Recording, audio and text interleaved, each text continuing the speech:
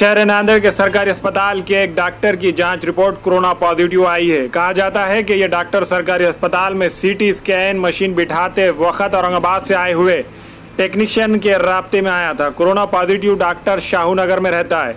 अब तक जिले में 4 डॉक्टर कोरोना पॉजिटिव पाए गए हैं। इनमें 3 का ताल्लुक शहर नांदेड़ के इलाकों देगलू नाका, विवेक नगर, शाहू नगर से है और 1 का ताल्लुक मुखेड़ से है। नांदेड़ में कोरोना पॉजिटिव मरीजों की तादाद 193 हो गई है।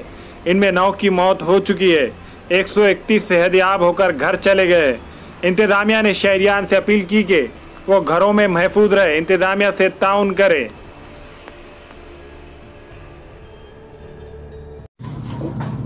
अस्सलाम वालेकुम, मैं इमरान खान। हमें उम्मीद है कि आपको हमारा चैनल अच्छा लगता होगा।